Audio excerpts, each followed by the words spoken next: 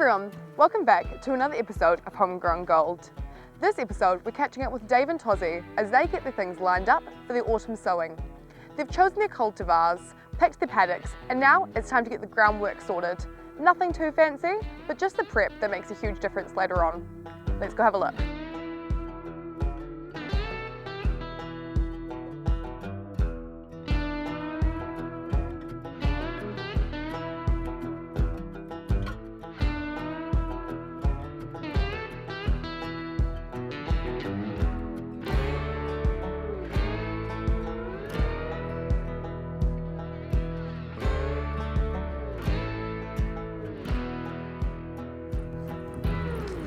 What are you up to, Dave?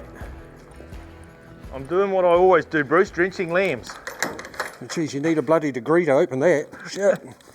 And like you always do, you always turn up on the very last bloody race. I try to be early every time, but sometimes I'm not early enough, especially for a sheep farmer. What are we going to be up to today? Well, we'll have a quick draft up of these, and then you can help me throw them onto the kale. Yep. And then I'd really love you to help me get the drill set up because we're really just about ready to start drilling grass. Yeah, cool. It's a big job. We've got to get it right, and that's the whole purpose of Barrenbroke people, really, all our experts around the country.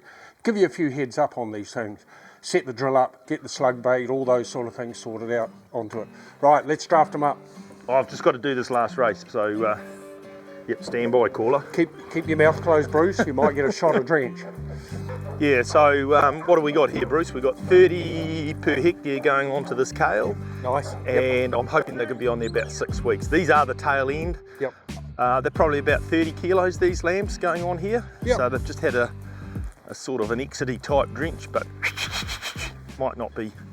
Well, they're nice sheep, but they've got a bit of growing still to do. Yep. But again, this is where these crops mean I can put this number of lambs. They're going to be off the property quickly. I can shut that up. I can have it ready for some young cattle, get some weight into them, and we're laughing. Brilliant. You know, all this other flats is now freed up to flush ewes. Yep. So you know, it's a pretty good system, I think. Not complicated. That's what I like about it. Hooray, lambs! We'll see you in 30 or 40 days' time. Yeah, they're going to need GPS in there, Dave. It's pretty good crop. Have a nice life in there, you guys. Yeah. What's left of it. Bruce, I always pull these out at the end of the spring and autumn sowing. Brilliant. Because I've had them destroyed by mice before. That one's good as gold, but what do you think of these? Yep. I mean, is that buggered? Should I replace that or can I get away with it? Yep. Okay, short and brief.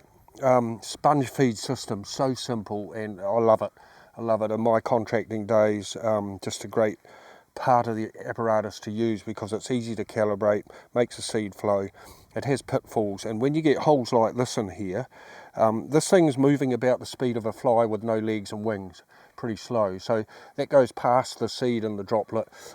You get a whole bunch of seed sits in those holes, so it mucks up your calibration considerably. I'd be a bit fussy. Those two there I'd replace. I've been through your pot of sponges there. That one's good, but those two I'd actually replace, especially with small seeds, because there's a lot of small seed falls in those holes, and you can see from your previous drilling, there's actually still some sitting in there. Replace them, keep it tidy, make the job easy.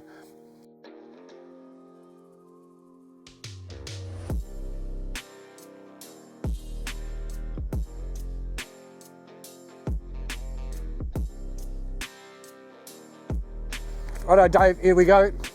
Drill's on, set up, got the sponges in. Let's get down to the paddock. I'll help you set it up, and we'll get it calibrated and get going. Okay, Dave, we're going to talk about setup here, and think back to when we had the aerator down the paddock there. I talked to you about the frame, getting the frame level, so all your boots, all your tines are going in level. Exactly the same principle. So simple for you guys. It's brilliant. Get the frame on your drill level, how you adjust it. You've got a linkage arm there you can adjust it with. Yes. You know, it's a one-man operation, and I'm sure you'd be pretty rapt to have Shelley sitting in the tractor with you all day. I don't think she'd be too keen, but you eyeball it and you can see your front boots might be going in too deep, your back boots go up in the air, so you just adjust that platform. Yes. A lot of guys put a spirit level on the frame. You've got good eyesight, you can see it from the cab and you know when you got it level, but you've got to adjust it. What about depth for our grass? Yeah. How far in do you want that? Brilliant. So generally when a farmer gets a drill, he just like to see a bit of disturbance, you know, get it in the ground. It looks like it's throwing things around. I think I'm about right. Depth is critical. That seed cannot go too deep, otherwise it'll never come up in a month of Sundays. All right, so what you do is you get the seed in the drill and you do a little run. And you estimate where you think is the right depth. You do a little run, have a look at it, get out and have a look at it. Yep, the seed's sitting in the perfect place, or no, it's too deep, or no, it's sitting on top. Make your adjustment, okay? You only have to do that a couple of times, away you go. You're good to go. So I understand that a grass seed wants to be just covered with dirt. Yes. And then a soil seed contact, and then Yep. just add water and wait patiently. Yeah, that's it. That's it.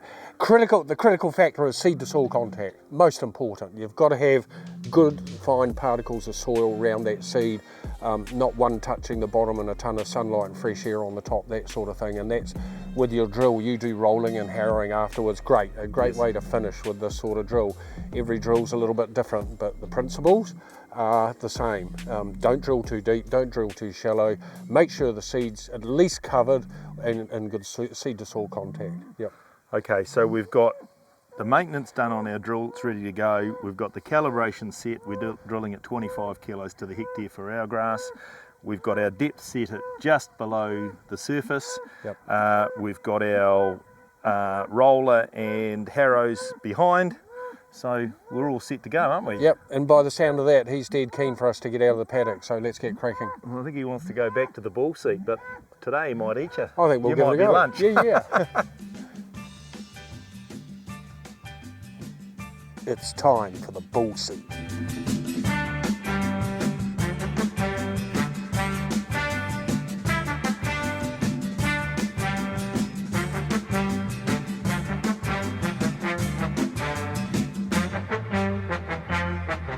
All right, we're back in the bull seat. It's been a little while. The boys have been busy. Now the girls are gone, job done. We've got them back next to me and let's have a good chat. We've got a fair bit to talk about. What a great day. Hey, it's autumn. We've got to get things cracking. We're talking to Dave about different things going on. And I had a little idea and I want to offer, I'm going to pop up a few questions every now and again, and I've got a little pack here of some goodies. And for the right answers or the best answers, I'll get that pack to you. So listen up, we're going to crack on. First up in the bull seat, we've been talking about getting seed in the ground, how we're going to go about it, and what do we need to put in the ground, you know, picking good varieties. Racer, we're putting a bit of racer in on Dave's farm. We've got a selection of perennials as well, like Maxon. We're going to put a bit of Tyson in for a bit of variation. You want to know more about these products? Look on our website, it's all there. You want a bit of more intricate detail about choosing a product?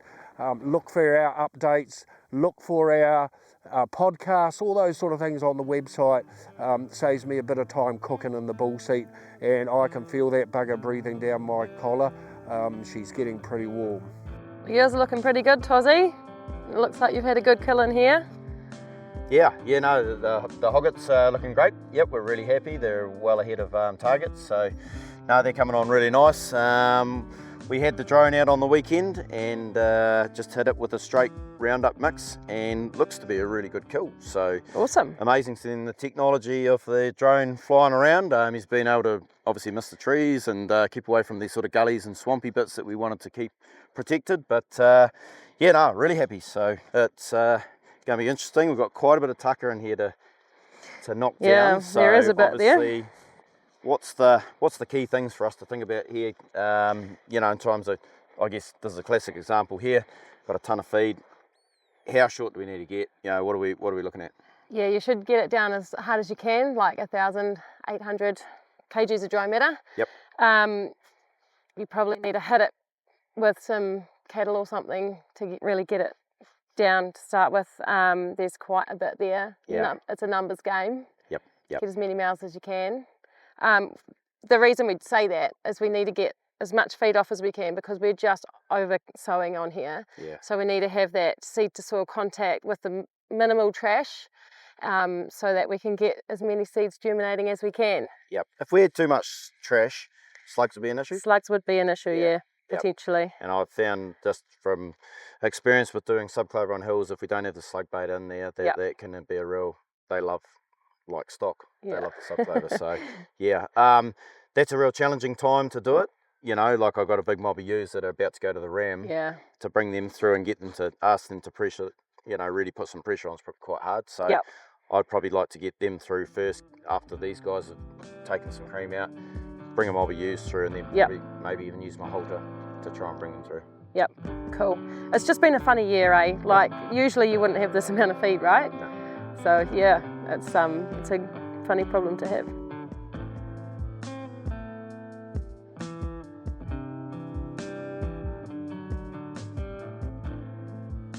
So we're going to come in here with the drone to over-sow our new mix in here. Yes. We've prill-coated our cocksfoot, being a lighter seed. We need to have that dropping nicely, not flying off into the distance. Yeah, so what's your thoughts around timing with that? Well, based on the stuff we've done with subclover in the past, I guess I've always been told that moisture's key. Making sure that we've got really good soil contact, so some open ground, like probably what we can see maybe just down in here, you know, like that type of thing would be ideal. So we can get it in there, but moisture is so critical, so we don't get false strikes and that type of thing. I mean, it's great that we've been able to get a prill coat too, because that was one of my concerns with the cocksfoot being such a light seed. So actually being able to have a bit more weight to it's great. So that's awesome. Probably the main thing, but making sure we've got no wind. But it's all new, right? Like this is all very new to me, so it's exciting though, eh? Oh, it is, especially when there's so much at stake. So no, look, if we can have things nice and clean, as short as possible, and hopefully we can just get really good soil contact. We'll probably definitely hoof and tooth, old school style, and hopefully we can have a bumper of a crop. But that's the plan. So that's the plan here. Let's go and have a look at the flats. All right.